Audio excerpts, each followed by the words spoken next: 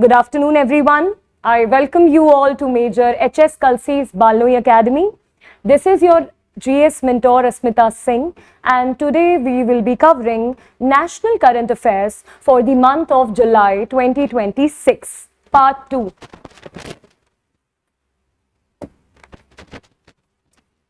So the very first category is defense. All right. The first current affair is related to Adani Defense and Aerospace. पहले समझते हैं what is this Adani Aerospace and Defense. This is basically the largest private defense manufacturing arm or a company which produces arms and ammunition for defense or for the Indian forces, right? It began foundation work for a rupees 2,500 crore missile manufacturing facility at Pali, Shivpuri district. It means Adani Defense and Aerospace ने एक facility establish की है पाली शिवपुरी मध्य प्रदेश में. ये जो defence facility है ये form करेगी मीडियम रेंज और लॉन्ग रेंज मिसाइल सिस्टम्स को. सबसे पहले डिस्कस करते हैं कि मीडियम रेंज और लॉन्ग रेंज मिसाइल सिस्टम्स की रेंज क्या होती है. If I talk about medium range, it starts from 1000 kilometer and goes up to 3000 kilometer. All right. And if I talk about long range start होती है 3000 kilometer से and it goes up to 5000 kilometer. All right. ये जो medium and long range missile system है इसमें composite propellants use होंगे. TNT. Now what is TNT? That's trinitrotoluene. Trinitrotoluene is C7H5N3O6. ये mining में, डिमोलिशन में और आर्म्स के एम्यूनिशन या म्यूनिशन में काम आता है. ठीक है. Then other explosive materials, ये सब इसमें यूज होंगे. ठीक है. Whether it's medium range or long range missiles. It's scheduled for completion within 3 years. मतलब ये जो undertaking इन्होंने ली है Adani Defense and Aerospace में, ये basically 3 years लेगी. ठीक है. तो अभी अगर 2026 में शुरू हुआ है, by the end of 2029 they'll finish it. It is expected to create around 5000 direct and indirect jobs. इससे employment को एक boost मिलेगा. रीजन भी ये जो 5000 डायरेक्ट एंड इनडायरेक्ट जॉब्स इस फैसिलिटी की वजह से क्रिएट होगी वो लोगों को रोजगार देगी. Right. While engaging more than 50 micro small and medium enterprises, that is MSMEs. The facility strengthens India's defence manufacturing ecosystem, supports Atmanirbhar Bharat. जो आत्मनिर्भर भारत का कॉन्सेप्ट है वो 2020 में बाय PM मोदी लॉन्च किया गया. राइट. एंड ये इन्हांस करेगा कंट्री के इंडिजिनस मिसाइल प्रोडक्शन को. वैसे भी DRDO, which is Defense Research and Development Organization, it always works towards the production capabilities, right? Apart from that, there are multifarious private companies. One of them is Adani Defense and Aerospace. मैंने अभी आपको बताया ये largest private company है. ठीक है. इसीलिए ये करंट अफेयर एग्जाम के पर्सपेक्टिव से बहुत इंपॉर्टेंट है. 2-3 चीजें ये आपको ध्यान रखनी है. एक तो कितना इन्वेस्टमेंट है 2500 रुपीज करोड़ का. ठीक है. उसके अलावा ये जो फैसिलिटी है ओपन कहाँ पे होगी. तो let's move to the next current affair which is related to INS Mahendragiri. अब INS महेंद्रगिरी को जानने से पहले you should be knowing some nitty-gritties about Project 17A. Project 17A launch किया गया ईयर 2015. इसके अंदर 7 मिलिट्री क्लास स्टेल्थ ब्रिगेड्स की बात करी गई. ठीक है. जिसमें से INS Mahendragiri F38 6 indigenous stealth brigade. तो इसके बारे में पढ़ने से पहले हमें पहले की 5 भी पता होनी चाहिए. First is Nilgiri, second is Himgiri, third is Udaygiri, fourth is Dunagiri, fifth is Vidyagiri 6th तो आपके सामने ही है current affair, which is INS Mahendragiri, and you know 7th भी आएगी इसके बाद, एक और नीलगिरी क्लास ब्रिगेड, उसका नाम होगा तारागिरी। तो सबसे पहले तो आपको ये 7 नेम्स याद होने चाहिए बहुत अच्छे से, एग्जाम के पर्सपेक्टिव से इंपॉर्टेंट है। इसके अलावा इसको कहां पे कमीशन किया गया? इंडियन नेवी ने कमीशन करा है on 11 July 2026 at Visakhapatnam. Alright, एक मुंबई बेस्ड शिप बिल्डर्स है Mazagon dock ship builders limited, उनके द्वारा इसको बिल्ड किया गया है INS महेंद्रगिरी को। इसमें 75% इंडिजिनस कंटेंट है। ठीक है, अगेन बात हो रही है आत्मनिर्भर भारत की, बात हो रही है सेल्फ रिलायंस की, इसीलिए इसमें जो ज्यादातर कंपोनेंट्स हैं वो इंडिजिनस है। ठीक है, this warship feature surface to air missile, तो यहाँ पे जो माउंट होगी वो कौन सी मिसाइल होगी? Surface to air missile mount होगी। इवन इसके अलावा सरफेस टू सरफेस मिसाइल भी माउंट होगी। ये जो पर्टिकुलर स्टेल्थ फ्रिगेड है, इसमें इलेक्ट्रॉनिक वॉरफेयर सिस्टम अवेलेबल है और इसमें एंटी सबमरीन कैपेबिलिटीज भी हैं। Alright, and a CODOG. Now what is this? This is combined diesel or gas. What is CODOG? Combined diesel or gas propulsion system भी होगा। It will join the Eastern Fleet. मतलब ये join क्या करेगी? ये Eastern Fleet join करेगी, ठीक है, नेवी के, और strengthen करेगी इंडिया की मैरीटाइम सिक्योरिटी को। अगेन देखिए, मैंने बोला ही था आत्मनिर्भर भारत इनिशिएटिव इसी के अंदर है, तो आत्मनिर्भर इतना न्यूज में रहता है, ये स्कीम, ये कॉन्सेप्ट, ये इनिशिएटिव इतना न्यूज में रहता है कि वो ईयर आपको हमेशा याद रखना है कि इसको कब इंट्रोड्यूस करा गया। ठीक है, 2020 में इंट्रोड्यूस किया गया। With that the next current affair which is related to defence is on your screen, very important. देखिए, इंडोनेशिया से पहले फिलीपींस और वियतनाम ऑलरेडी इंडिया से ब्रह्मोस मिसाइल परचेज कर चुका है। तो सबसे पहले तो यही आप दिमाग में रखेंगे फैक्ट, बिकॉज एग्जामिनर पूछ सकते हैं आपसे। मैं भी बात कर रही हूं BrahMos missile which is a cruise missile, right. तो इंडिया ने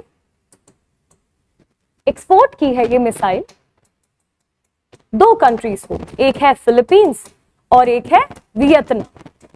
फिलीपींस और वियतनाम के अलावा इंडोनेशिया भी एक ऐसी कंट्री है जिसके साथ टॉक्स चल रहे हैं इंडिया के कि इंडोनेशिया को भी दी जाएगी BrahMos missile. They want to purchase it actually, alright. इसके अलावा भी इंडिया ने इंडोनेशिया को एक्सपोर्ट किया है Astra beyond visual range air to air missile which is known as BVR-AAM. So Indonesia decided to import India's indigenous Astra beyond visual range air to air missile. तो सबसे पहला क्वेश्चन जो एग्जामिनर आपसे पूछ सकता है कि जो अस्त्र मिसाइल है ये सरफेस टू सरफेस है, सरफेस टू एयर है या एयर टू एयर है। So the trick is Astra that is air to air missile, A and A, ठीक है, it's an air to air missile. एक बायलैटरल डिस्कशन चल रहे थे प्राइम मिनिस्टर मोदी और प्रेसिडेंट बोबो सुबियांटो के बीच, ठीक है। ये किसने डेवलप किया है अस्त्र मिसाइल को? DRDO ने। अब DRDO का जब भी नाम आएगा आपको कुछ फैक्ट्स पता होने ही चाहिए। सबसे पहले, where is it headquartered? New Delhi. कब इस्टेब्लिश हुई थी? Defence research and development organisation. So the year was 1958 and the date was 1 Jan. Alright, तो याद रखिएगा ये है foundation year of DRDO. So because DRDO ने along with Bharat dynamics limited which is BDL इसको डेवलप किया है। Astra is India's first indigenous long range air to air missile. अब ये क्वेश्चन और इंपॉर्टेंट हो जाता है क्योंकि ये भारत की पहली indigenously built long range air to air missile है। अगर मैं मार्क 1 की बात करूं, अस्त्रा मार्क 1, तो इसकी रेंज है somewhere around 100 kilometre, 100 to 110 kilometre max, okay. और जो मार्क 2 है वो टच करता है 160 से 200 किलोमीटर की रेंज को। तो ये भी आपको पता होना चाहिए। फिलहाल इंडोनेशिया मार्क 1 के लिए डील साइन कर चुकी है, ठीक है। तो ये क्वेश्चन में बहुत सारी इंफॉर्मेशन है, थोड़ा इंपॉर्टेंट हो जाता है एग्जाम के लिए, ठीक है। The agreement also include expanded cooperation through BrahMos missile supply, ये तो मैंने आपको पहले ही बता दिया, ठीक है। इसके अलावा इंडोनेशिया ब्रह्मोस मिसाइल पे भी डिस्कशन कर रही है इंडिया के साथ। Indonesia specific electronic voting machine EVM को लेके भी चर्चा है, ठीक है। And development of Sabang Port which is in Indonesia, all right, important है। So the deal strengthens India's defense exports, supports Make in India and enhances strategic cooperation in the Indo-Pacific region, all right। So very important exam के perspective से ये सारी details, ठीक है। एक current affair में या एक क्वेश्चन में you will get an number of details which is very important for your examination. अब एग्जाम में वैसे भी स्टेटमेंट बेस्ड करंट अफेयर्स आते हैं, वन लाइनर्स नहीं आते हैं. तो if you just know one line of the current affair it's not sufficient. Okay, आपको डेप्थ में एनालिसिस करना होगा किसी भी करंट अफेयर का. It is one of the PYQs. Exam में आया था क्वेश्चन, CBSE में आया था क्वेश्चन कि पिनाका, व्हाट इज पिनाका? सो पिनाका क्या है? It is a multi barrel rocket launching system. इसको बोलते हैं MBRL. ऑलराइट, चलिए पिनाका के बारे में कुछ समझते हैं. फिर से बात आ गई है DRDO की. Defence research and development organisation successfully flight tested the Pinaka long range guided rocket. LRGR इसकी कुछ 37-40 से रेंज शुरू हो जाती है, 60 तक जाती है, उससे ज्यादा भी. अगर मैं बात करूं Mark 2 की तो और ज्यादा रेंज होती है पिनाका की. ठीक है, at the integrated test range. मतलब ये पूछ सकता है आपसे कि DRDO का ITR या DRDO की जो इंटीग्रेटेड टेस्ट रेंज है वो कहां पे है? इट इज इन चांदीपुर, और चांदीपुर है उड़ीसा में. ठीक है, the rocket accurately demonstrated its minimum operational range as I told you. ठीक है, successfully completing all planned maneuvers and hitting the target with high precision. Because ये long range है तो इसकी operational range, minimum operational range 60 है. वरना आप short range या medium range देखेंगे तो 37-40 ये उसकी range रहती है, as I told you earlier, right? It successfully completed all planned maneuvers and hitting the target with high precision. तो जो trial था वो successful था. Developed by ARDE, HEMRL and DRDL and RCI. ठीक है, तो ये बेसिकली सारी कंपनीज हैं जिन्होंने इसको DRDO के साथ मिलके फॉर्म किया है और इसका सक्सेसफुली ट्रायल भी हो गया है. इसमें एडवांस गाइडेंस है, नेविगेशन है, प्रिसिशन स्ट्राइक कैपेबिलिटीज है. तो अगेन ये इंडिया के आत्मनिर्भर भारत डिफेंस प्रोग्राम को और ज्यादा स्ट्रेंथन और ज्यादा कंसोलिडेट करेगा. Important for your current affairs. Okay, the next is the CSIR NAL. CSIR stands for Council of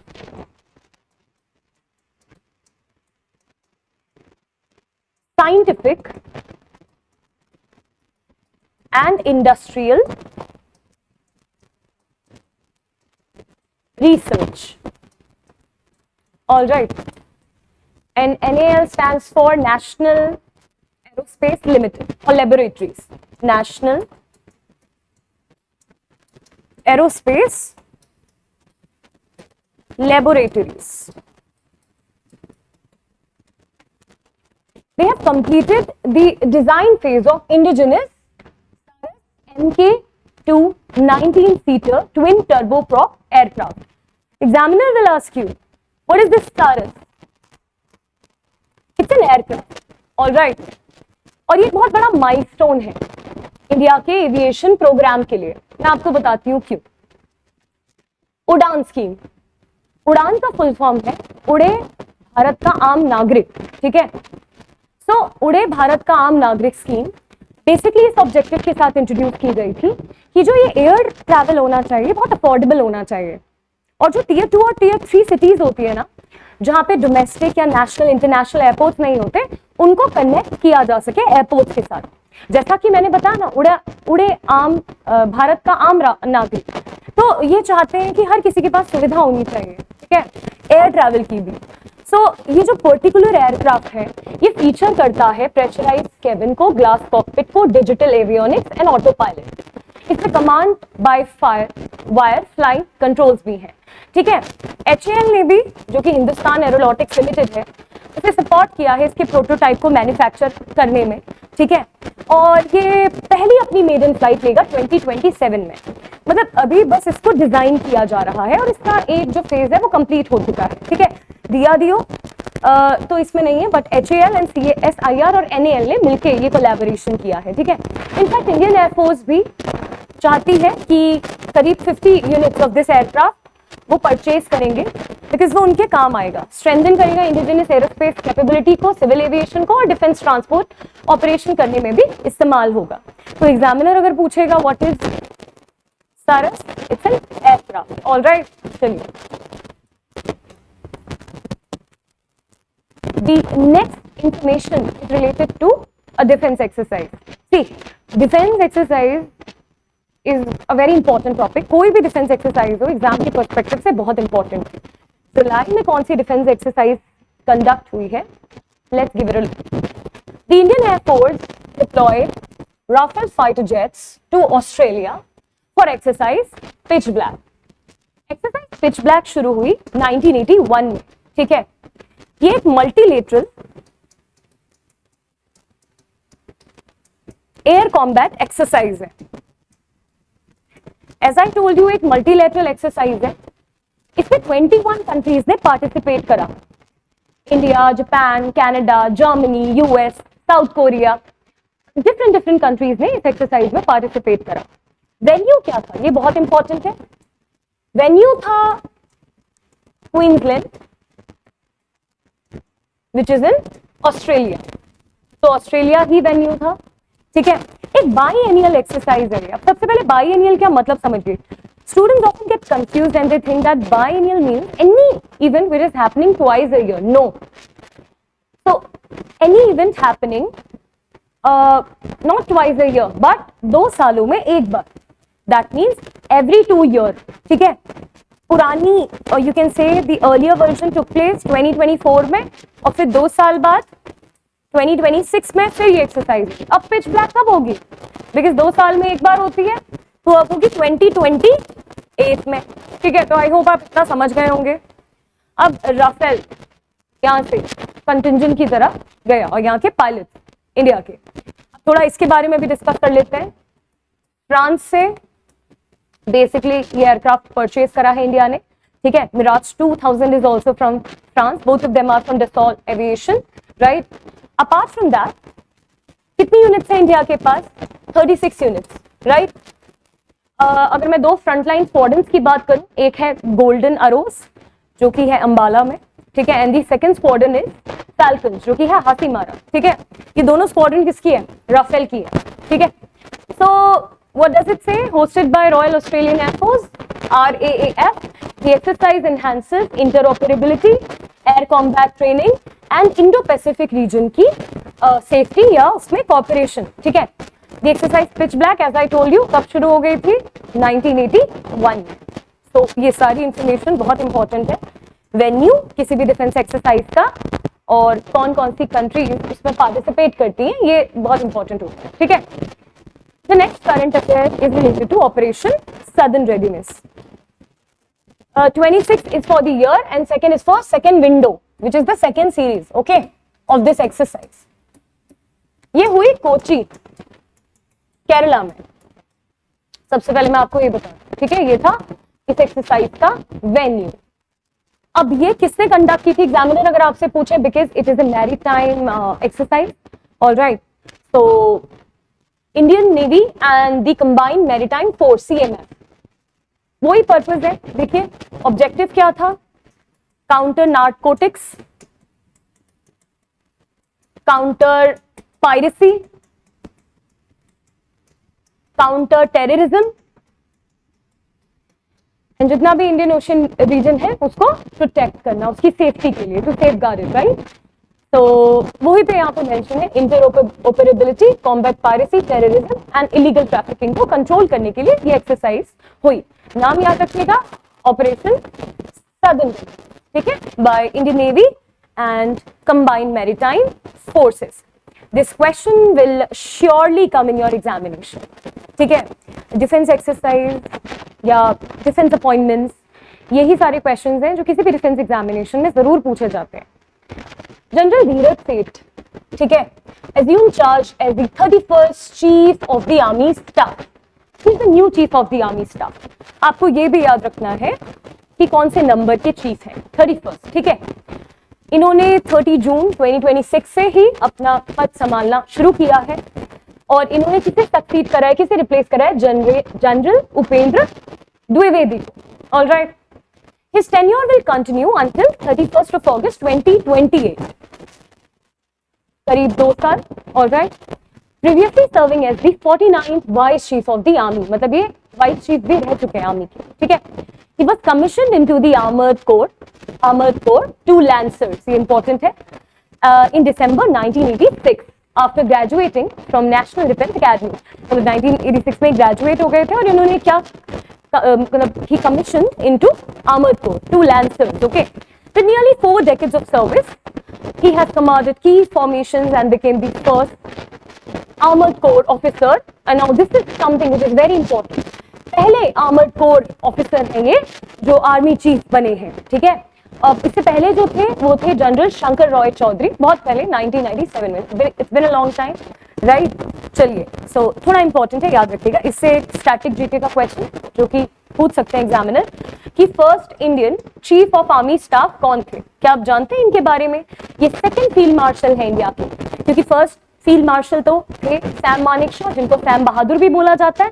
so the second field marshal and the first Indian chief of the army staff KM Cariappa, ठीक है? This name is very important. इन्होंने 15 जन 1949 को अपना कार्यभार संभाला था, ठीक है? तो ये सब याद रखिएगा, इंपॉर्टेंट डिटेल्स हैं, ये एग्जाम में कई बार पूछी जाती है. थोड़ा और एक्सपेंड करके बताया हुआ है इंडियन नेवी के ऑपरेशन सदर्न रेडीनेस को, ठीक है? At the southern naval command, as I told you, Kochi, Kerala, okay? ये इसीलिए इतना इंपॉर्टेंट है और इसीलिए बार बार आपको ये पढ़ाया जा रहा है, बिकॉज ये पहली बार है जब एक मल्टीनेशनल मैरीटाइम एक्सरसाइज हुई है जो कि इंडिया ने होस्ट की है. तभी आपको पता है कि CMF के साथ मिलके इन्होंने, ठीक है, combined maritime force, combined task force के साथ मिलकर इस एक्सरसाइज को इन्होंने कंडक्ट किया.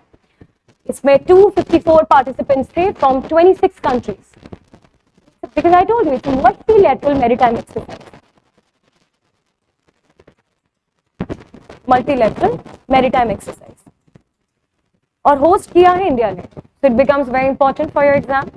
ऑलराइट, कुछ चीजें मैं आपको ऑलरेडी बता चुकी हूँ कि यहाँ पे इंटरऑपरेबिलिटी की बात हुई, ठीक है?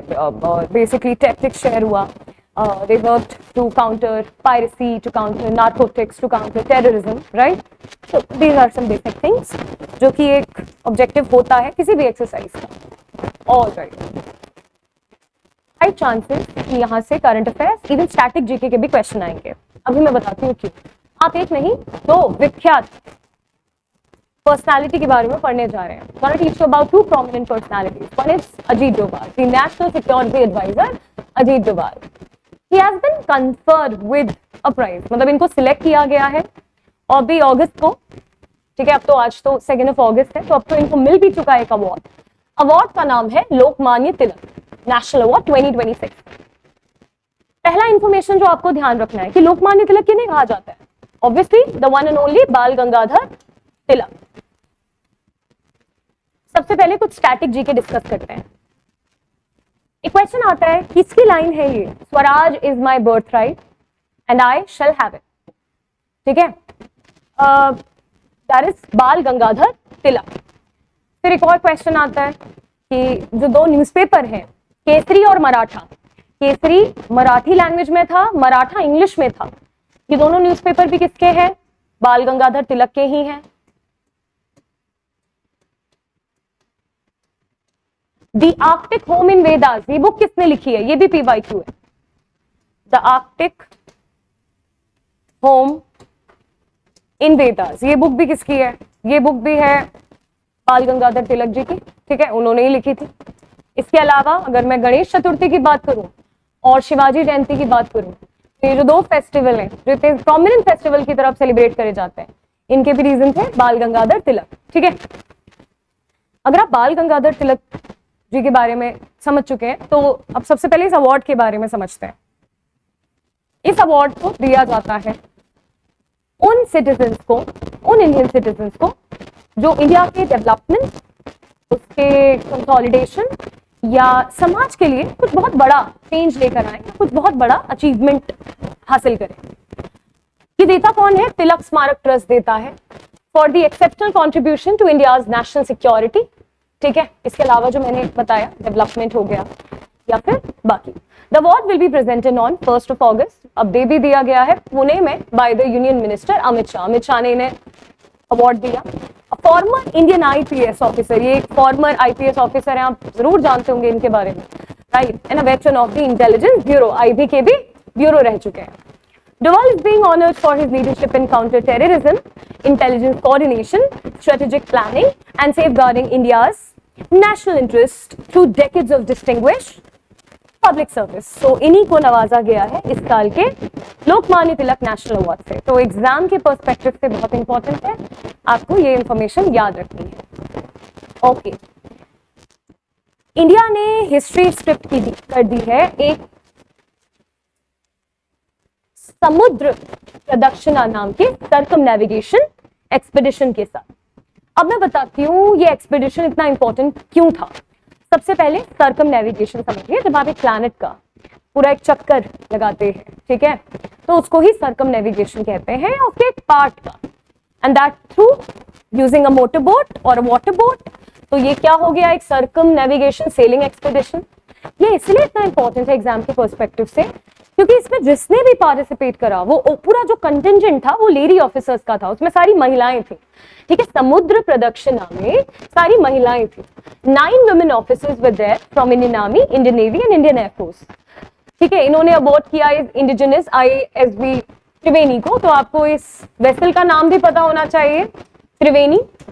दी 314 डे वोयेज, ये कितने दिन की जर्नी थी, आप ऑलमोस्ट एक ईयर इसको कंसिडर कर सकते हैं, right. They nearly covered 25,500 nautical mile, okay.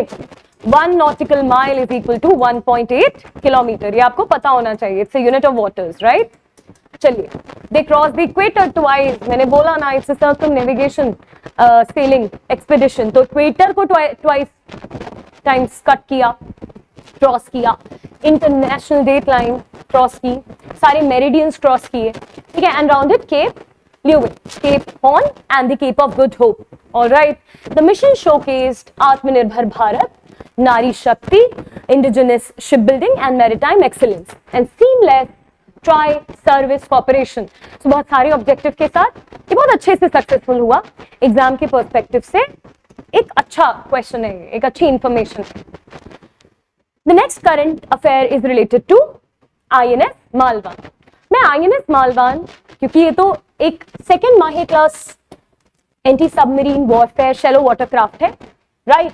मैं सबसे पहले फर्स्ट का आपको नाम बता दूं, विच इज INS माहे। INS माहे, ठीक है।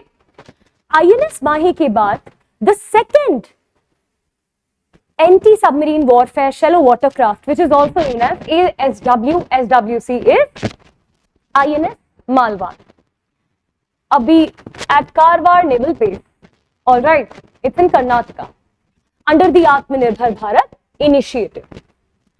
इसको बिल्ड किसने किया है? कोचिन शिपयार्ड लिमिटेड ने, CSL, विदाउट मतलब इसमें कोई बाहर से कुछ ज्यादा कंपोनेंट्स एक्सपोर्ट नहीं किए। 80% components indigenously built because objective वो ये आत्मनिर्भर भारत, right?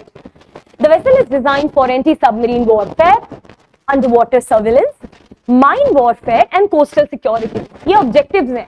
बस मैं एक चीज बता दूं, as the name suggests, as the name says very clearly, it's a shallow watercraft. ये deep ज्यादा नहीं जाएगा, डीप वाटर में सर्वेलेंस नहीं करेगा, वहां पे किसी भी तरीके का सिक्योरिटी ऑपरेशन नहीं करेगा, ठीक है। शैलो वाटरक्राफ्ट है। Named after Malvan in Maharashtra, the warship strengthens maritime domain awareness, enhances shallow water operation, because deep water operations के लिए we have so many vessels, right? But shallow water operations के लिए भी या उसकी operational capability को enhance करने के लिए भी हमें इस तरीके के SWC की जरूरत है। And reinforcing India's growing self-reliance in defense manufacturing, alright. तो ये नाम याद रखेंगे। पहला तो था INS माहे जो कुछ सालों पहले ही इंडक्ट हो गया था। अब दूसरा कौन सा कमीशन हुआ है? INS Malvan. Now we have covered the defence current affairs for the month of July. We are heading towards the policies and schemes. कुछ इंपॉर्टेंट पॉलिसीज या स्कीम्स हैं जो हमें पढ़नी है। सबसे पहली है दिल्ली से related, alright. The Delhi government approved the Parivartan scheme. Examiner आपको क्वेश्चन देगा, Parivartan scheme is related to which of the following options, ठीक है। So the right answer is, आपको दिमाग में बस एक ही चीज रखनी है, EV, बिकॉज अब मैं बात करूंगी BS की।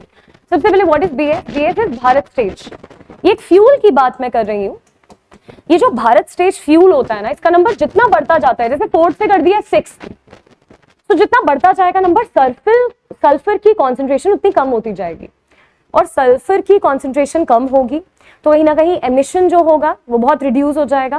मतलब ये जो बेसिकली BS फ्यूल है ना, भारत स्टेज फ्यूल, ये एक बहुत ही क्लीन फ्यूल है, मतलब इसमें जो व्हीक्यूलर एमिशन है वो बहुत रिड्यूस्ड होता है, और जितना नंबर बढ़ता जाता है उतना ही क्लीन फ्यूल हमें मिलता जाता है। सो दिल्ली गवर्नमेंट ने अप्रूव कर दिया है कि under this Parivartan scheme we are replacing BS4, and BS4 को रिप्लेस किससे कर रहे हैं, BS6 से, ठीक है, या इस तरीके की इलेक्ट्रिक व्हीकल जिसमें हम BS6 Bharat stage 6 fuel use करेंगे। ये रिड्यूस करेगा एयर पॉल्यूशन को, ठीक है, NCR में, which is national capital region, ठीक है। The scheme offers incentives including 10-year motor vehicle tax exemption, मतलब अगर आप इस स्कीम का एक बेनिफिशियरी हैं, अगर आप BS6 यूज करते हैं तो देखिए आपको कितने बेनिफिट्स हैं। एक तो आपको मोटर व्हीकल टैक्स से एग्जेम्पशन मिल जाएगा, ठीक है, फिर आपकी रजिस्ट्रेशन जब आप कराएंगे तो उसमें आपको बहुत अच्छा एक वेवर मिलेगा फी में, सब्सिडीज मिलेंगी आपको, मैन्युफैक्चरिंग डिस्काउंट्स मिलेंगे, ठीक है, और फ्यूल वाउचर्स भी मिलेंगे, तो बहुत सारे बेनिफिट्स हैं, ठीक है। Around 2.7 lakh truck and bus operators are expected to benefit, मतलब करीब 2.7 लाख जो ट्रक ड्राइवर्स हैं या बस ऑपरेटर्स हैं वो इससे बेनिफिट्स रीप कर सकते हैं, ठीक है। So it will support the Delhi EV policy of 2026 and cleaner public transport.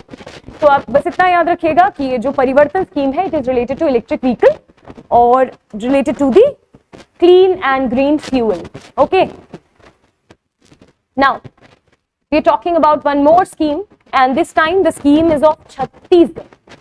Chhattisgarh की स्कीम है, इसका नाम है मुख्यमंत्री स्वास्थ्य बस्तर अभियान, ठीक है। As I told you, Chhattisgarh में लॉन्च की है under chief minister Vishnudeo Sai. तो चीफ मिनिस्टर का नाम छत्तीसगढ़ का यहाँ पे मेंशन्ड है।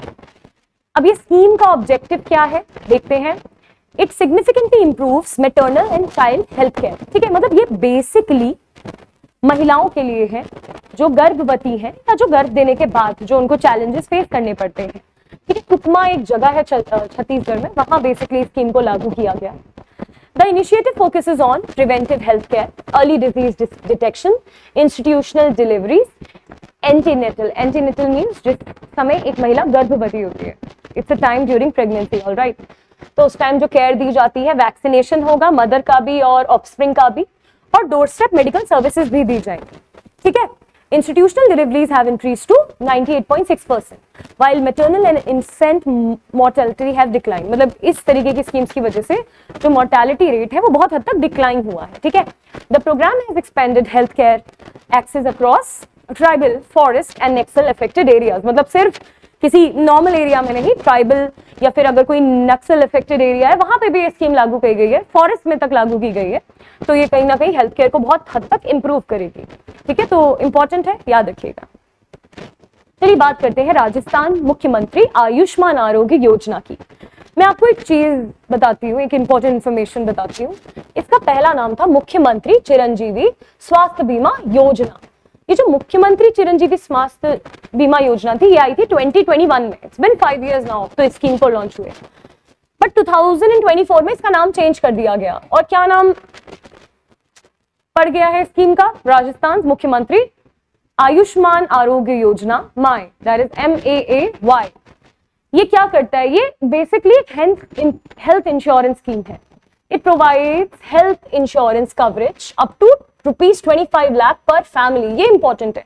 अगर एग्जामिनर ने क्वेश्चन पूछा कि ये जो स्कीम है जो हेल्थ इंश्योरेंस प्रोवाइड करती है, ये कितना इंश्योरेंस प्रोवाइड करती है पर फैमिली, तो आंसर होगा आपका ₹25 लाख। और ये बात पर मंथ की नहीं, obviously it's a big number, talking about annually, ठीक है। एनुअली कितना देगा? 24 लाख रुपीस देगा पर फैमिली। प्रीवियसली नोन एज मुख्यमंत्री चिरंजीवी स्वास्थ्य बीमा योजना। ये it covers over 1700 medical and surgical procedures. मतलब करीब इस इंश्योरेंस को यूज करके आप 1700 मेडिकल या सर्जिकल प्रोसीजर्स करा सकते हैं किसी भी नियरेस्ट अच्छे हॉस्पिटल से। ये एक्सीडेंट इंश्योरेंस भी देता है and pre and post hospitalisation expenses को भी ये केटर करती है ये scheme. All members listed on the Jan Aadhaar card, including newborns, are eligible without any age limit. The best part is कोई एज लिमिट नहीं है। बच्चे हो, मिड एज हो, बूढ़े हो, महिलाएं हो, पुरुष हो, कोई भी हो। The scheme reduces healthcare cost। ये जाहिर सी बात है, जो बेनिफिशियरी है उनका हेल्थ केयर रिड्यूस करेगी, इंप्रूव करेगी उनकी मेडिकल कंडीशन को, उनको मेडिकल एक्सेसिबिलिटी देगी, हॉस्पिटल जा सकते हैं वो अच्छे, ठीक है, और अपनी फैमिली को प्रोटेक्ट कर सकते हैं, ठीक है। तो इंपॉर्टेंट है, अच्छा है question related to Rajasthan, okay. चलिए कर्नाटका's गृह ज्योति स्कीम, सबसे पहले एग्जामिनर जो पहला क्वेश्चन पूछेगा, Griha Jyoti scheme is related to which state? So the right answer is Karnataka. दूसरा क्वेश्चन आपसे पूछ सकता है, Griha Jyoti scheme is related to what? Is it education? It is water availability? Is it electricity or it is gas pipeline or whatsoever? So Gru Jyoti scheme is related to electricity first of all. All right. देखिए दिल्ली में भी आपको पता है कि 200 units free है. सिर्फ दिल्ली में ही नहीं, there are total 12 states come union territories in India जहाँ पे कुछ हद तक इलेक्ट्रिसिटी फ्री है. ठीक है, पंजाब है, हिमाचल प्रदेश है, दिल्ली है, अब तो कर्नाटका भी, बिकॉज ये कितनी यूनिट फ्री देगा इलेक्ट्रिसिटी? 200 यूनिट्स फ्री देगा.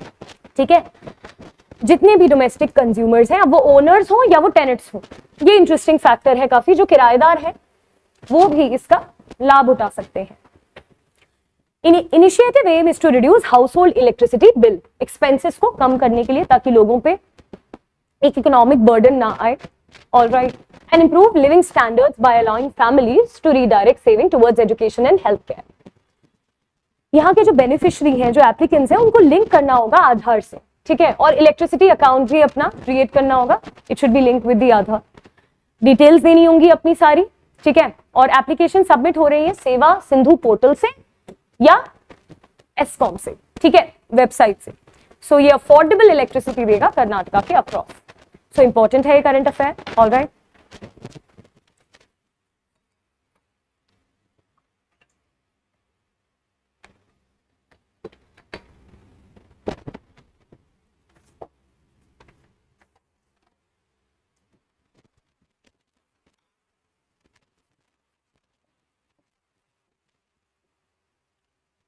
so what if the examiner asks What is ODOP? सबसे पहले तो ODOP का फुल फॉर्म आपको पता होना चाहिए.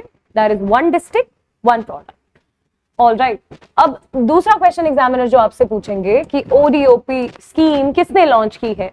महाराष्ट्र ने की है, कर्नाटका ने की है, तमिलनाडु ने की है या यूपी ने की है? So the right answer will be UP. चलिए इस one district one product scheme को थोड़ा सा डेप्थ में समझते हैं. The Uttar Pradesh government or the Uttar Pradesh One District One Product Scheme 2026 has been launched by UP government. It promotes traditional industries, artisans and local entrepreneurs across all 75 districts. देखिए सबसे पहले तो सबसे पॉपुलर स्टेट है जिसमें सबसे ज्यादा डिस्ट्रिक्ट है, दैट इज उत्तर प्रदेश. ठीक है, तो वहाँ की जो ट्रेडिशनल इंडस्ट्रीज है ना, जो आर्टिसंस मतलब जो हाथ से हैंडीक्राफ्ट्स जो बेसिकली क्रिएट करते हैं, और जो हैंडलूम्स है आपका, या जो लोकल एंटरप्रेन्योर्स हैं, उनको बेनिफिट करेगी. ठीक है, बेनिफिशियरी जो होंगे वो लोन ले सकते हैं अप टू ₹25 लाख अपने प्रोडक्ट को एस्टैब्लिश मैन्युफैक्चर करने के लिए, या एक छोटी सी इंडस्ट्री सेटअप करने के लिए 25 लाख का लोन ले सकते हैं. सब्सिडी भी मिलेगी 25% की. स्किल डेवलपमेंट सिखाया जाएगा इस स्कीम के अंदर. ठीक है, सपोर्ट करेंगे, मार्केटिंग स्ट्रेटजीज बताई जाएगी और हेल्प भी करेंगे एक्सपोर्ट इंपोर्ट असिस्टेंस में. ठीक है, तो बहुत एक अच्छी स्कीम है. इससे एग्जाम के पर्सपेक्टिव से क्वेश्चन बहुत इंपॉर्टेंट है, कई बार आता है, नेशनल हैंडलूम्स डे कब सेलिब्रेट करा जाता है? ठीक है, so the right answer is every year 7 अगस्त को क्या सेलिब्रेट करा जाता है? National handlooms day. जो हैंडीक्राफ्ट फॉर्म करते हैं, जो आर्टिसंस होते हैं, स्पेशली उनको एक स्थान, एक रिस्पेक्ट, एक जगह देने के लिए इस डे को सेलिब्रेट करते हैं, और ये स्कीम भी कहीं ना कहीं उसी से रिलेटेड है. So the scheme promotes iconic products such as Varanasi silk. ठीक है, लखनऊ चिकनकारी, ये तो बहुत फेमस है. ठीक है, मुरादाबाद ब्रासवेयर्स, कन्नौज का परफ्यूम एंड भदोई की कारपेट्स. ठीक है, बहुत सुना होगा आपने, आपके घर पे भी आप यूज करते होंगे इनको. It aims to preserve cultural heritage, ये कल्चरल हेरिटेज को प्रिजर्व करेगा. ठीक है, और ये एम्प्लॉयमेंट जनरेट करेगा. ठीक है, इंप्रूव करेगा प्रोडक्ट की क्वालिटी को, बिकॉज और ज्यादा अपस्किलिंग होगी, और ज्यादा काम सीखेंगे, और एक्सपैंड करेगा domestic and international market opportunities. मतलब अगर ये बहुत ही सिंपल सी बात है, सिर्फ इंडिया के लिए नहीं, बाहर भी हम कंट्री में दूसरे देशों में एक्सपोर्ट कर सकते हैं अपने हैंडीक्राफ्ट्स या फिर अपने आर्टिसंस के जो उनके जितने भी प्रोडक्ट्स हैं उनको. ठीक है, सो दिस स्टेटमेंट और this question in itself is pretty important. Moving to the next scheme, again of Delhi, the Delhi government renamed its proposal और रीनेम्ड इट्स प्रपोज्ड महिला समृद्धि योजना एज दिल्ली लक्ष्मी योजना। तो पहला क्वेश्चन तो यहीं से आएगा कि what's the new name of महिला समृद्धि योजना। So the new name of महिला समृद्धि योजना इज दिल्ली लक्ष्मी योजना, ठीक है। और ये लॉन्च भी कब करी जा रही है, रक्षाबंधन पे, ठीक है, which is somewhere around August 28, right? The scheme proposes rupees 2,500 monthly financial assistance to eligible women. So first of all, as the name suggests, it's a Mahila Samriddhi Yojana, right? Even the new name says Lakshmi. तो beneficiary कौन होंगी, women होंगी। आपको अभी amount याद रखना है कि पर मंथ क्या असिस्टेंस दिया जाएगा, क्या फाइनेंशियल एड दी जाएगी। So that's rupees 2,500, alright, every month through the DBT. अब now what is this DBT, direct benefit transfer, ठीक है, मतलब सीधे अकाउंट में पैसा ट्रांसफर होगा। It aims to strengthen women's financial independence and social security, मतलब महिलाओं के अपलिफ्टमेंट के लिए, स्पेशली उनका जो इकोनॉमिक बैकग्राउंड है या जो उनकी जो एक फाइनेंशियल इंडिपेंडेंस है उसके लिए करा जा रहा है। सोशली सिक्योर फील करेंगी समाज में, ठीक है, सोशल सिक्योरिटी देगा। Final eligibility criteria, documentation and registration details are yet to be announce. हालांकि अभी अभी स्कीम को लॉन्च किया गया है, तो इसके बारे में येट बाकी जानकारी बाद में देंगे। The initiative remains one of the government's major welfare commitments for economically weaker women. Target किससे करेगा, जो इकोनॉमिकली वीकर हैं, जो कमजोर है महिलाएं, जो कमाती नहीं है, ठीक है, जो बेरोजगार है, उनको बहुत सहायता देगा, ठीक है। So good question. Now we have discussed the schemes and policies also, let's discuss the science and tech. ISRO, अब इसरो जैसे ही आपको कहीं पे भी दिखे, आपको पता होना चाहिए ऑन 15th of August 1969 क्या स्टैब्लिश की गई थी, Indian space and research organisation, ठीक है। इसने सक्सेसफुली कंप्लीट करा है 3 major qualification test for the Gaganyaan. अब अगेन गगनयान कब के लिए प्लान है, 2027 के लिए। और जैसा कि आप जानते हैं ये भारत का पहला क्रूड मिशन होने वाला है। लेकिन क्या 2027 में पहले ही जो क्रू डिसाइडेड है, जो ट्रेनिंग ले रहा है, उनको भेज दिया जाएगा? नहीं।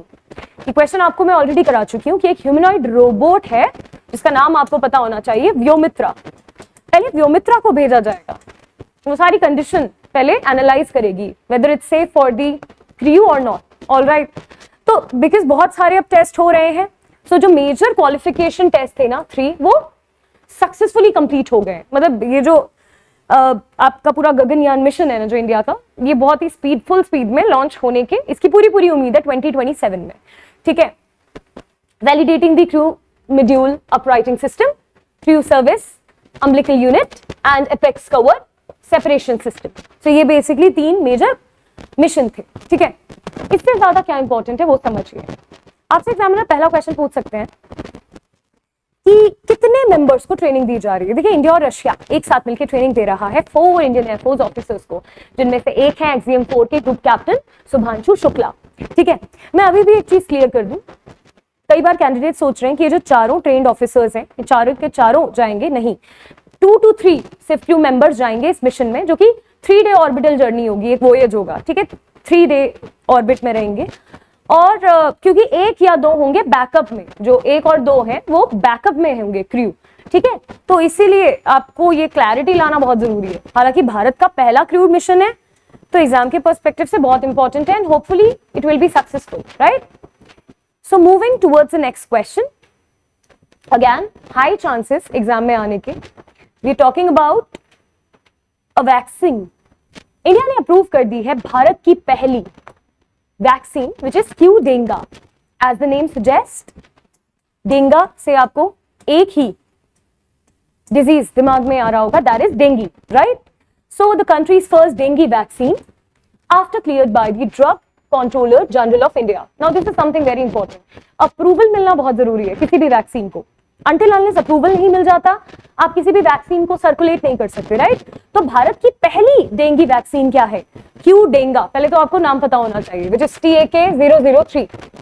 दूसरा क्वेश्चन जो एग्जामिनर आपसे पूछ सकते हैं, ये जो क्यू डेंगा वैक्सीन है और ये जो डेंगी नाम की बीमारी है, ये बेसिकली कौन सी मस्कीटो की वजह से स्प्रेड होती है। So it's female Aedes.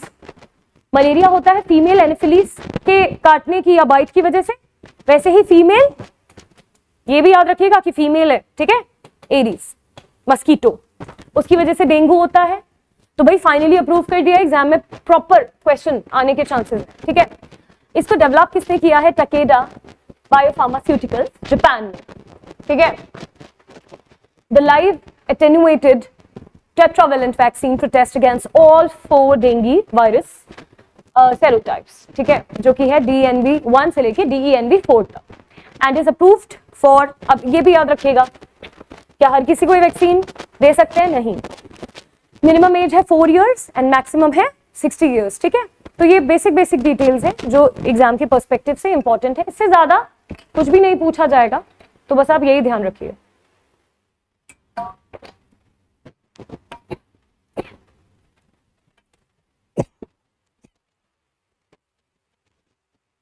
All right, India will host the international type 1 diabetes summit. इसमें सिर्फ आपको इतना इंफॉर्मेशन लेनी है इस करंट अफेयर में कि जो ये इंटरनेशनल टाइप 1 डायबिटीज कॉन्फ्रेंस होगा, समिट होगी, कहाँ होगी? ये होगी जोधपुर में। और कब से कब तक? अब तो कंप्लीट भी हो चुकी है, ये हुई 31 जुलाई, 31 जुलाई, 1 अगस्त को 3 दिन ये कॉन्फ्रेंस चली, ठीक है। किसने ऑर्गेनाइज की थी? Friends of Mewat. और ये बेसिकली जो आपकी क्लिंटन फाउंडेशन है उसका कोलैबोरेशन, ठीक है। सो ये summit basically it brought together global experts to discuss affordable insulin pumps और digital health and mental health. मतलब ये जो बेसिकली आपके जो इस तरीके के मॉनिटरिंग डिवाइसेस हैं, ये अफोर्डेबल होने चाहिए, किस तरीके से डायबिटीज को कंट्रोल किया जाए, उसके लिए इस कॉन्फ्रेंस को हेल्प किया गया था, ठीक है। चलिए, the next is again related to ISRO, because we are doing science and tech. So यहाँ पे इसरो ने सक्सेसफुली कंप्लीट करा है first round test of solve. अब बस सॉल्व का आपको फुल फॉर्म पता होना चाहिए, एग्जामिनर आपसे पूछ सकते हैं what is the full form of solve. So solve is sub orbital launch vehicle for experiment, मतलब इस व्हीकल का ही हम टेस्ट कर रहे थे और ये सक्सेसफुली टेस्ट भी हो गई solve under the Gaganyaan mission eight Satish Dhawan space centre. ये जरूरी है जानना कि सतीश धवन स्पेस सेंटर कहाँ है? श्रीहरिकोटा में। बहुत बड़ा हाथ है सतीश धवन का, ठीक है, सतीश धवन जी का बहुत बड़ा हाथ है हमारे जो स्पेस सेक्टर है उसमें, अलॉन्ग विद अदर मेंबर्स। सो या ये बेसिक इंफॉर्मेशन आपको ध्यान रखनी है, ठीक है। और let's move to the next question. Now we are discussing some state and places in news. So पहला है कायाकल्प। आपसे एग्जामिनर पूछेगा व्हाट इज कायाकल्प। देखिए, बस ये मॉडर्नाइज करेगा इंफ्रास्ट्रक्चर को। कौन से इंफ्रास्ट्रक्चर को? एजुकेशन को, मतलब ये लर्निंग एनवायरनमेंट को एनहांस करेगा और ये दिल्ली गवर्नमेंट की पहल है। तो लॉन्च किसने किया है कायाकल्प? दिल्ली गवर्नमेंट ने, to modernise infrastructure in government schools and improve learning environments, ठीक है। ये अनाउंस भी किसने किया? सीएम रेखा गुप्ता ने। इसमें रिपेयर होंगे, स्कूल बिल्डिंग्स को रिपेयर करा जाएगा, टॉयलेट्स, क्लीन टॉयलेट्स प्रोवाइड की जाएंगी, सैनिटेशन, लेबोरेटरीज अपग्रेड करी जाएंगी, ठीक है, इंस्टॉल करे जाएंगे, आरओ, ड्रिंकिंग वाटर, ये तो बहुत जरूरी है, हर किसी का हक है साफ पानी, स्वच्छ पानी पीने का, राइट। एक्सेसिबिलिटी बढ़ेगी चिल्ड्रन के लिए, कंप्यूटर लैब्स होंगी, साइंस लैब्स होंगी, ठीक है। तो बेसिकली कायाकल्प के बारे में अगर एग्जाम में क्वेश्चन आया तो आप बता दीजिएगा कि दिल्ली गवर्नमेंट का इनिशिएटिव है, इसलिए दिल्ली न्यूज में था, और एजुकेशन इंफ्रास्ट्रक्चर को अपलिफ्ट करेगा।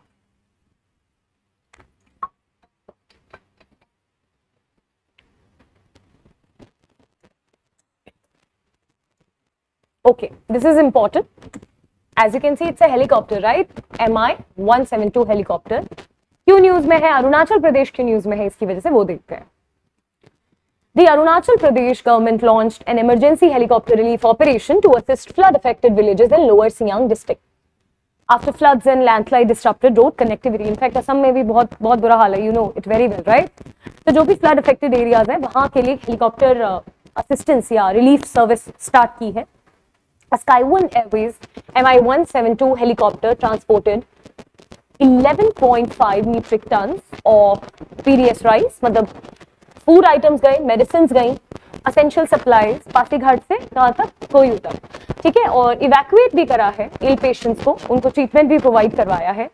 सो the operation covered several isolated village and involve the civil aviation department. तो अगर एग्जामिनर क्वेश्चन देगा तो यही पूछेंगे कि अरुणाचल प्रदेश ने जो हेलीकॉप्टर सर्विस या जो हेलीकॉप्टर रिलीफ ऑपरेशन लॉन्च किया है उसमें यूज होने वाला हेलीकॉप्टर कौन सा है? So the right answer would be Mi-172 helicopter. All right. Let's move to the next information. Okay, now let's talk about Sirsa kinnow. सबसे पहले तो इंपॉर्टेंट ये है कि सिरसा कीनू ये जो फ्रूट है ये हरियाणा का पहला फ्रूट बनता है। मतलब इससे पहले हरियाणा के किसी फ्रूट को जीआई टैग नहीं मिला था। What is GI tag? Geographical indication. GI tag इसीलिए दिया जाता है किसी पर्टिकुलर एरिया का, किसी पर्टिकुलर प्रोडक्ट, मतलब वहां का सर्टिफिकेशन ले सकता है, राइट? जैसे फॉर एग्जांपल हम अक्सर बात करते हैं दार्जिलिंग टी की, जो पहला जीआई टैग मिला था सबसे पहले इंडिया को, वो थी दार्जिलिंग टी, राइट? सो वो सर्टिफाई हो गई कि वो दार्जिलिंग की है। अब कोई काउंटरफीट या किसी भी प्रकार का कोई फेक प्रोडक्ट नहीं बना सकता और उसे दार्जिलिंग टी के नाम से नहीं बेच सकता। इसी को बोलते हैं जीआई टैग देना। और कोई भी जीआई टैग 10 ईयर तक का, बेसिकली अगर किसी भी प्रोडक्ट को जीआई टैग दे दिया गया है स्टेट गवर्नमेंट ने, तो वो 10 साल तक उस टैग को मेंटेन कर सकता है। हालांकि 11वें साल उसको रिन्यू कराना पड़ता है, वरना कोई और रीजन हो सकता है या कोई और स्टेट हो सकता है जो उसको कॉपी कर ले, ठीक है? तो सिरसा कीनू बस याद रखिएगा हरियाणा का है, उसे मिला है जीआई टैग। इसके अलावा कुछ भी इंपॉर्टेंट नहीं है, but let me give you some static takeaways, ठीक है? अभी सबसे इंपॉर्टेंट है कि सबसे ज्यादा जीआई टैग, मतलब 79 GI tag, do you know किसके पास है? उत्तर प्रदेश के पास। फिर सेकंड नंबर पे है तमिलनाडु, उसके पास है 69 जीआई टैग्स, और फिर 49 पे है कर्नाटका। तो कई बार ये भी क्वेश्चन पूछ लिया जाता है कि सबसे ज्यादा जीआई टैग किसके पास है? प्लीज याद रखिएगा, इट्स उत्तर प्रदेश, ठीक है? This question is really really important. Uttarakhand बन जाता है 6th state, it became India 6th fully literate state under ULLAS. अब what is the full form of ULLAS? Understanding of lifelong learning for all in society. ठीक है, अभी ये 6th fully literate state है। तो भाई शुरू के 5 कौन से हैं? This is something very important. वो है मिजोरम, गोवा, त्रिपुरा, हिमाचल प्रदेश एंड सिक्किम। मतलब पूरी तरीके से लिटरेट है स्टेट, पढ़ा लिखा, ठीक है? एंड नेशनल एजुकेशन पॉलिसी, तो ये जो प्रोग्राम था इट वाज अंडर NEP 2020, इसको गवर्नर ने अप्रूव किया है, ठीक है? इसके अलावा जो सीएम पुष्कर धामी हैं उन्होंने बहुत क्रेडिट दिया, बहुत ही ज्यादा प्रोत्साहित किया लोगों को, काफी बधाइयां दी इस अचीवमेंट के लिए, इस फीट के लिए, ठीक है? तो बस इतना याद रखिएगा कि अभी जो रिसेंट स्टेट है वो उत्तराखंड है। ONGC ने सक्सेसफुली ड्रिल करा है इसका दूसरा, ठीक है, सेकंड जियोथर्मल वेल। अब ये जानना जरूरी है कि वेल कहाँ है? ये पूगा वैली, ठीक है, लद्दाख। रीचिंग अ डेप्थ, अभी जो वेल है कितना डीप है ये भी इंपॉर्टेंट है, याद रखना। 1000 मीटर्स डेप्थ में है, और ऑल्टीट्यूड क्या है इसका? 14,000 फीट का। मतलब इतनी ऊंचाई पे 14,000 फीट पे 1000 मीटर वेल को कुएं को दिख दिया है ONGC ने, ठीक है? बस इतना ही इंपॉर्टेंट है इसका, इसमें ज्यादा क्वेश्चन नहीं आएंगे। बस एक बेसिकली कितना डेप्थ में है ये, या फिर कौन सी स्पेशली ये जो लोकेशन है वो आपसे पूछा जाएगा, ठीक है? It is India first megawatt pilot geothermal power plant, ठीक है? और एग्जामिनर इससे ज्यादा डेप्थ में क्वेश्चन नहीं पूछेंगे।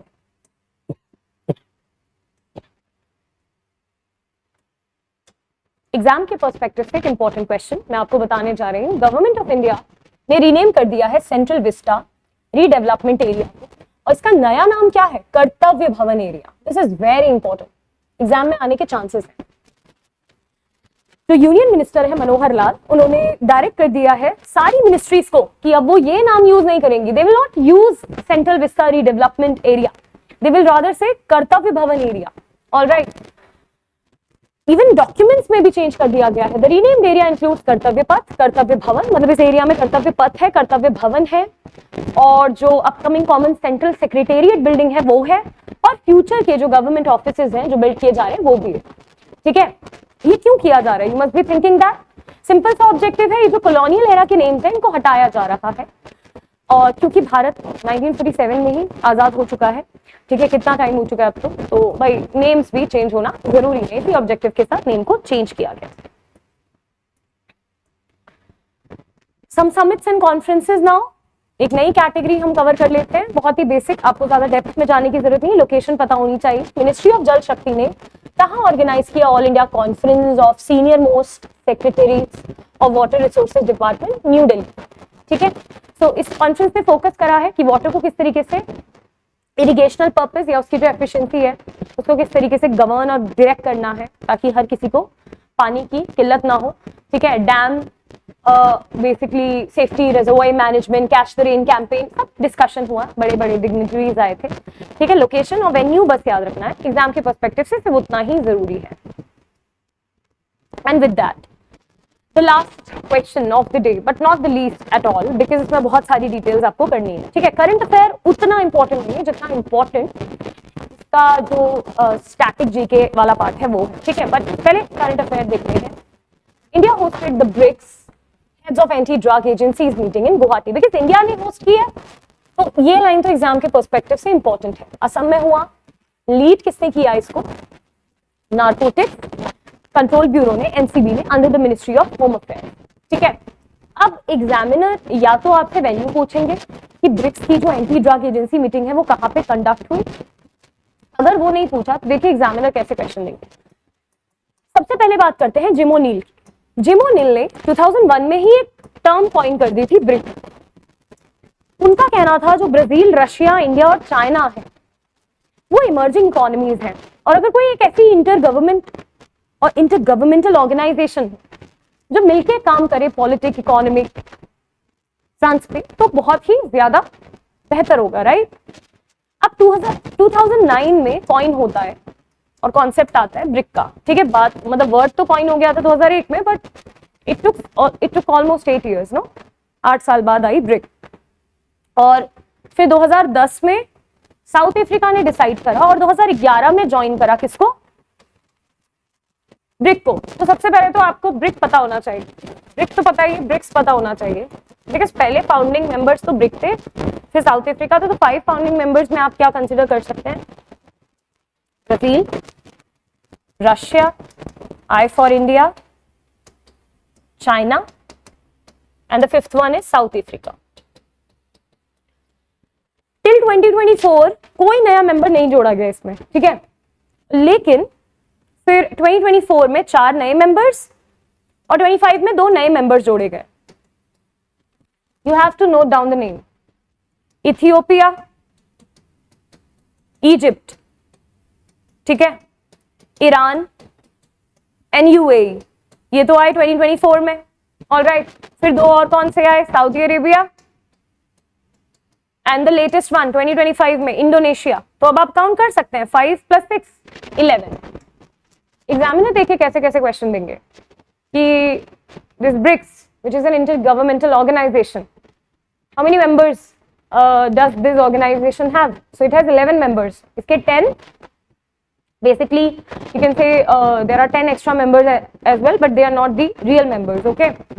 so एक तो ये पता होना चाहिए, फिर ये भी पता होना चाहिए कि ये जो ब्रिक्स है इसका अपना एक बैंक है, NDB, national that is national development bank, which is in Shanghai, China। let me correct myself, new development bank, all right, not national, new development bank, उसका बैंक है, ठीक है, शंघाई, चाइना में। सो ये सारी बेसिकली डिटेल्स हैं। तो आपसे अगर वेन्यू पूछे वो भी इंपॉर्टेंट है, बट उससे कई ज्यादा स्टैटिक बैकग्राउंड बहुत इंपॉर्टेंट है, ठीक है। With that we are ending the national current affairs part 2 for the month of July 2024। It's very important कि आप सारे पॉइंट्स को रिवाइज करें, ठीक है। जिस तरीके से अलग अलग कैटेगरी में आपको अलग अलग करंट अफेयर समझाए गए हैं, आपको उसी तरीके से एग्जाम के लिए याद करें, ठीक है। With that I wish you all the luck. जय हिंद।